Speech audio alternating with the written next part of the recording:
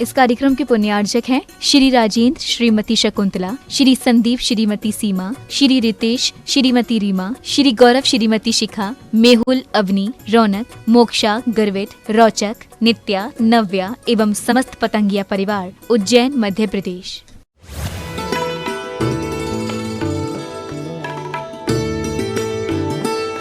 हमारा भोजन तामसिक हो चुका है, हमारे विचार तामसिक हो चुके हैं और व्यवहार भी बिल्कुल वैसे ही तामसिक हो गए। किसी ने ये कहा कि हम 2 के लिए तैयार हैं।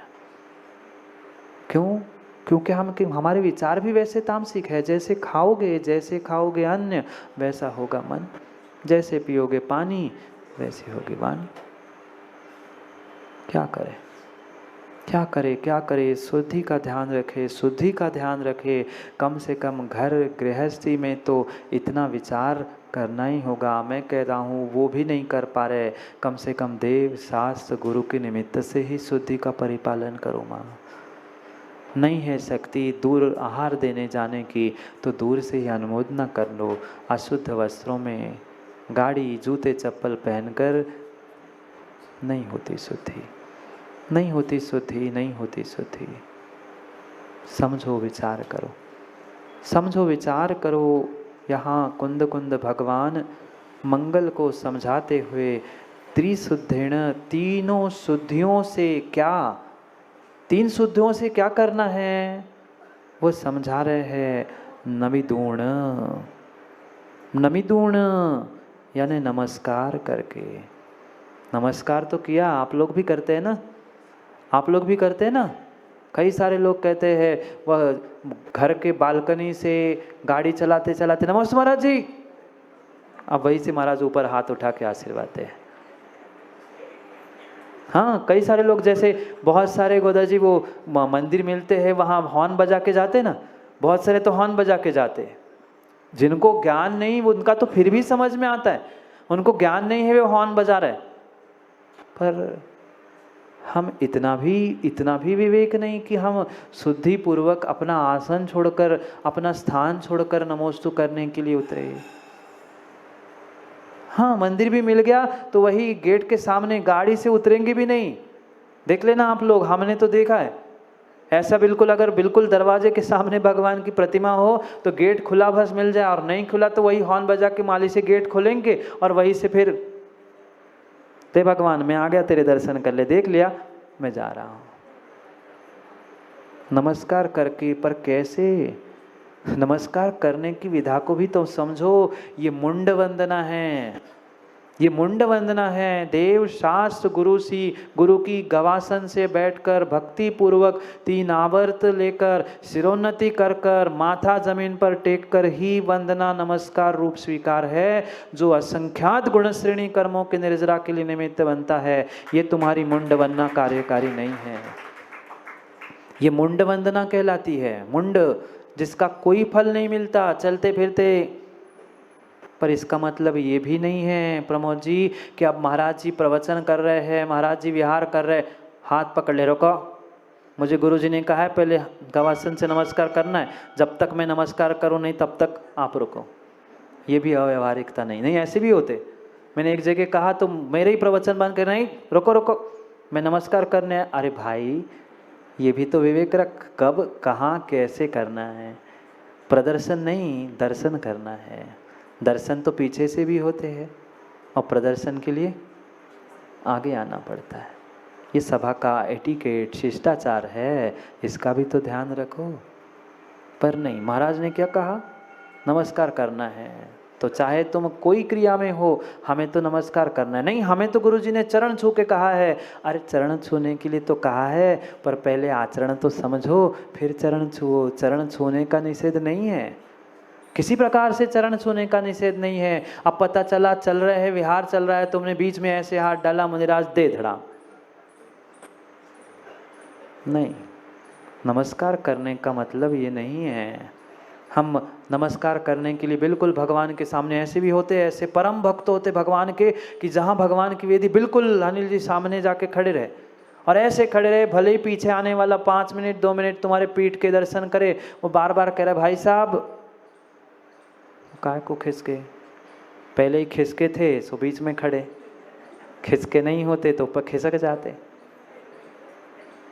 हम छोटी छोटी अपने इन घटनाक्रम से कितना पाप का आश्रय कर रहे हैं, कितना अंतराय कर्म का आश्रय कर रहे हैं, जीव नहीं समझ रहा।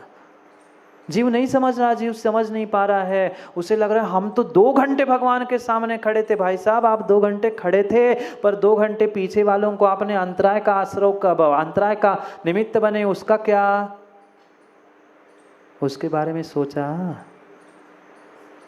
नहीं सोचा, नहीं सोचा, नहीं सोचा, नहीं सोचा। थोड़ा सा सोचो। ये नहीं कहा कि भगवान के दर्शन नहीं करो, गुरु के चरण स्पर्श नहीं करो, पर ये भी तो विवेक रखो कि हम कब, कहाँ, कैसे, क्यों कर रहे हैं। दर्शन ही करने थे, द्रव्य ही चढ़ानी थी, तो हम जहाँ है वहाँ से भी तो चढ़ा सकते हैं।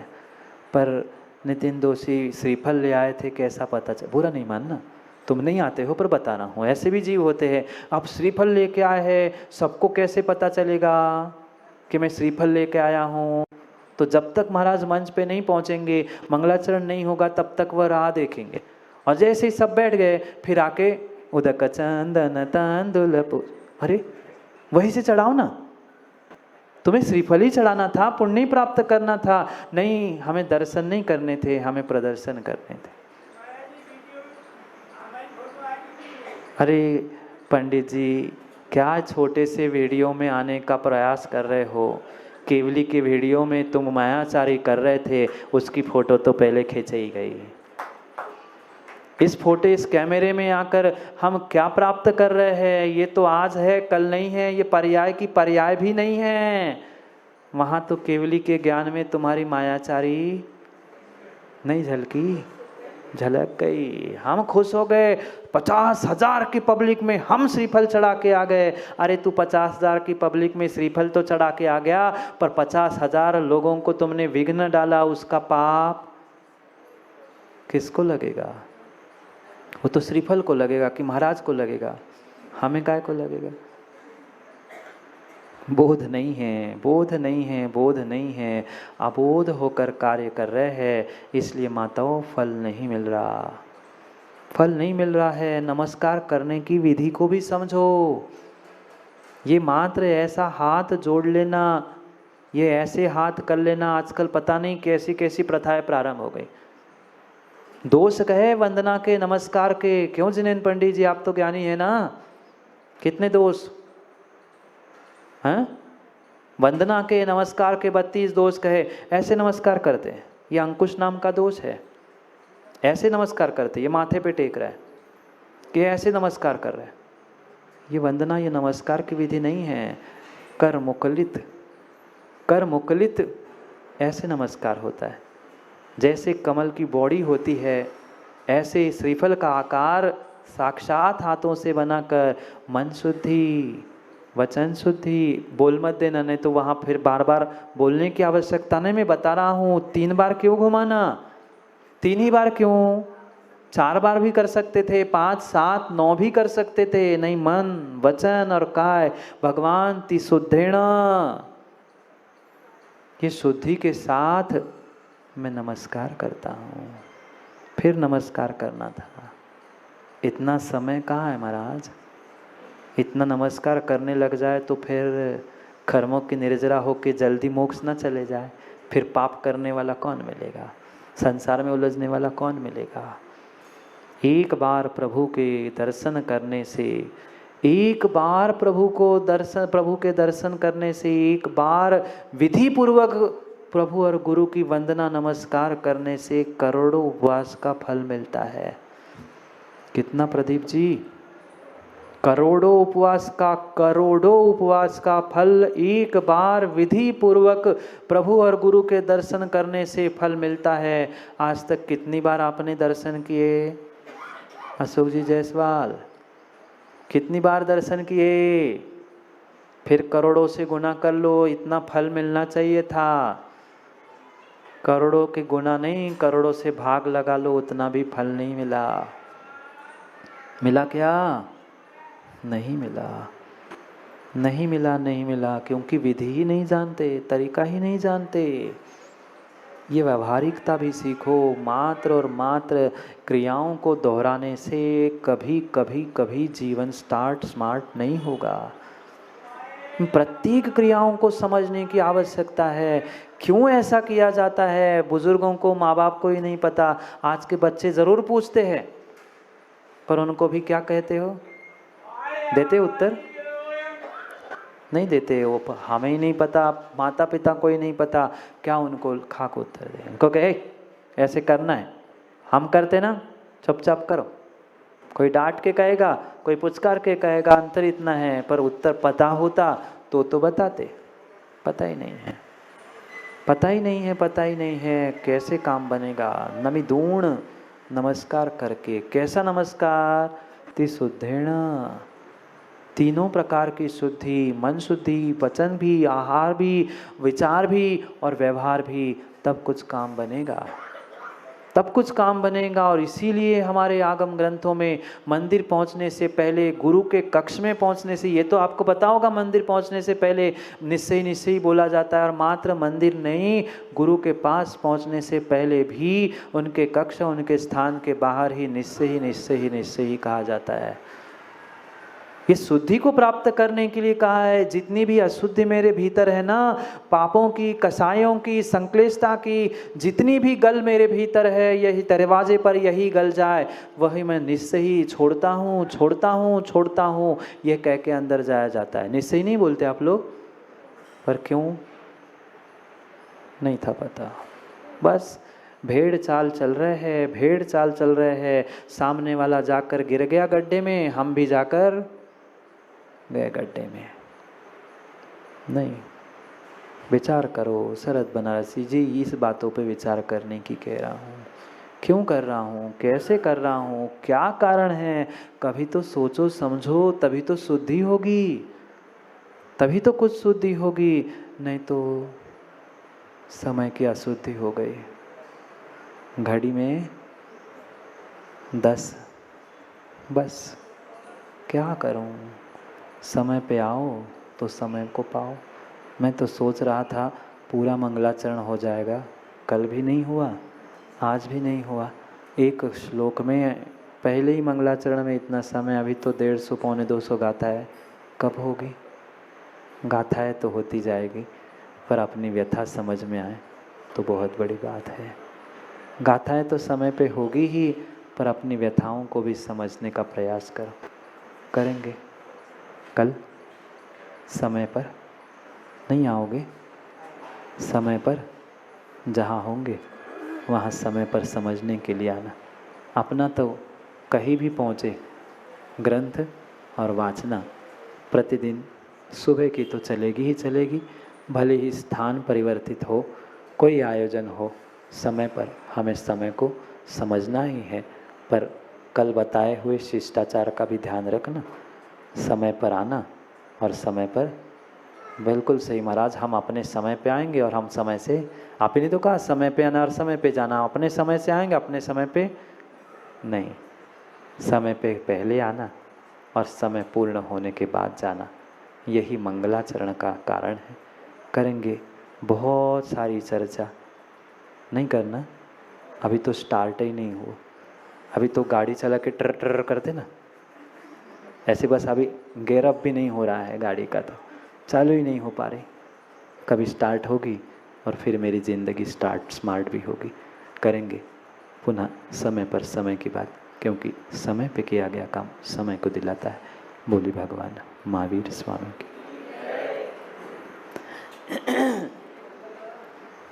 अंतिम निर्देश।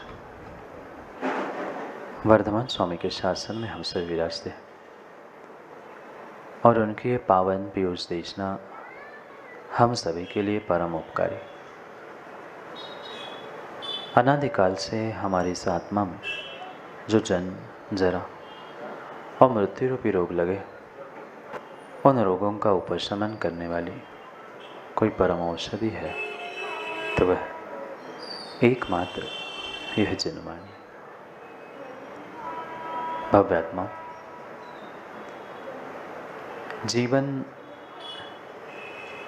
जीवन जी लेना, जीवन काट लेना और जीवन बना लेना, इसमें जमीन आसमान का अंतर है। आज इन जीवन के अंतरों को ही ना समझने के कारण अपने आप को, अपने जीवन को सुखी नहीं बना पा। जीवन काटते काटते तिर्यंच, नरक, अन्य गतियों से मनुष्य पर्याय भी प्राप्त की। यहाँ भी जीवन जीते तो आए, पर आज तक जीवन में कुछ जीत नहीं पाए। जीवन को जीना और जीवन में जीत लेना, ये भी बहुत बड़ी रहस्य की बात है। क्यों नहीं जीत पाए?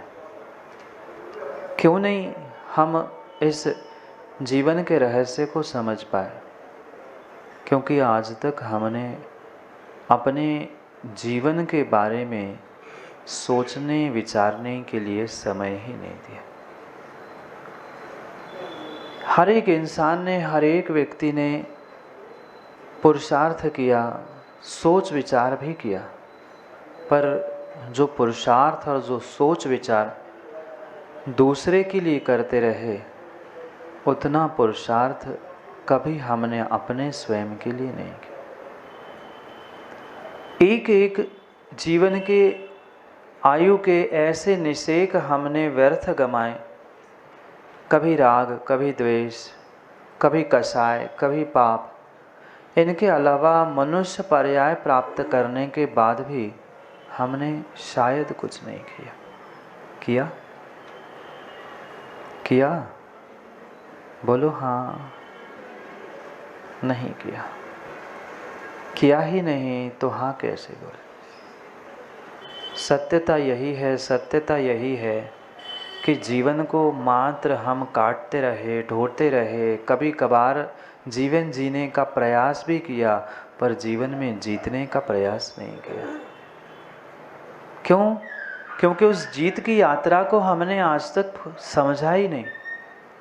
जैसे आज तक जीते आए हैं, ऐसा जीने से कभी भी इस जीवन में हमारी जीत होने वाली नहीं है। हमें अपने जीवन में अपने आप से जीतना था, दूसरों को हराना नहीं था। क्योंकि जीवन ने यही समझा, व्यक्ति ने यही समझा, जीतना है तो मुझे अनिल गंगवाल किसी को हराना पड़ेगा। नहीं, दूसरों को हराने से आपकी जीत नहीं है, अपने आप को जीतने से आपकी जीत है। व्यक्ति दूसरों को जीतने का तो प्रयास करता है, हर परिस्थिति को जीतने का प्रयास करता है, हर व्यक्ति, हर वस्तु, हर स्थान, हर क्षेत्र को जीतने का प्रयास करता है, अलावा स्वयं के। अगर हमने अपने आप को जीत लिया होता, अपने कसायों को, अपने पापों को, अपने भावों को जीत लिया होता, तो शायद आज इस पंचम काल में हम सब नहीं होते। अभी भी कुछ नहीं बिगड़ा माँ, अभी भी कुछ नहीं बिगड़ा। पंचम काल का अभी भी कुछ समय शेष है।